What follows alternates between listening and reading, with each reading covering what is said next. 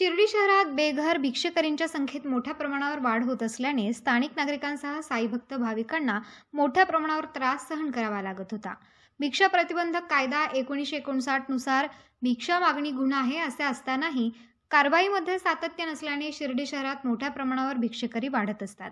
46 पुरुष वयोवृद्ध भिक्षेकरांना शिर्डी पोलीस, साईबाबा संस्थान व शिर्डी नगरपंचायत यांच्या संयुक्त विद्यमाने 24 डिसेंबर रोजी सकाळी मोठी कारवाई करून 34 भिक्षेकरी पुरुष, 12 महिला अशा 46 जणांना ताब्यात घेऊन त्यांना शिर्डी पोलीस स्टेशनमध्ये आणण्यात आले। त्या ठिकाणी त्यांची वैद्यकीय चाचणी करून भोजन दिल्यानंतर राहता न्यायालयासमोर हजर करून न्यायालयाच्या आदेशानुसार भिक्षेकरी गृहामध्ये पाठवले जाणार आहे।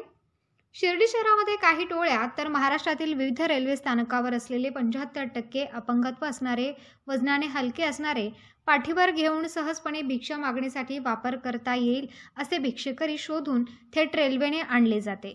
जास्त भिक्षा मिळेल, 2 टाइम जेवण व सर्व व्यसनासाठी मदत केली जाईल असे सांगून शोधून शिर्डीत आणून त्यांच्याकडून भिक्षा मागण्याची कामं करणारे देखील महिला आहेत।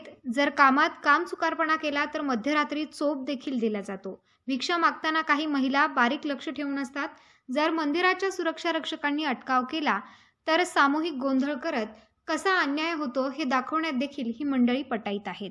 भिक्षेत येणारी चिल्लर घेणारे देखील काही ठराविक लोक आहेत। निरक्षर असल्याने 1000 ची चिल्लर असेल तर 700 रुपये सांगितले जातात।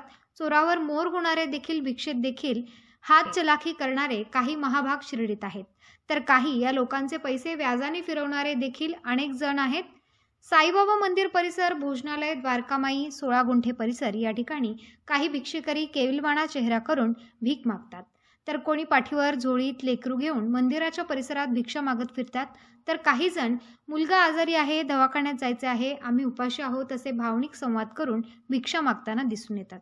साईभक्तांची अल्पकालीन संवेदनशीलता शिर्डी शहरात भिक्षेकरी वाढण्याचे मोठे कारण आहे। शिर्डी शहरात विशिष्ट अशा 4 चाकी वाहनातून भिक्षेकरी आणले जातात व रात्री उशिरा एकाच वाहनातून घरी देखील सोडले जातात, तर काही भिक्षेकरी रात्रीच्या वेळी मिळेल त्या ठिकाणी झोपी गेलेले दिसून येतात। यात शिर्डी बस स्थानकाचा देखील मोठ्या प्रमाणावर वापर होत असतो। मोठ्या प्रमाणावर भिक्षेकरी असताना कारवाईत मात्र फारसे न सापडल्याने ही कारवाई अशीच चालू ठेवली पाहिजे असा नागरिकांचा सूर आहे।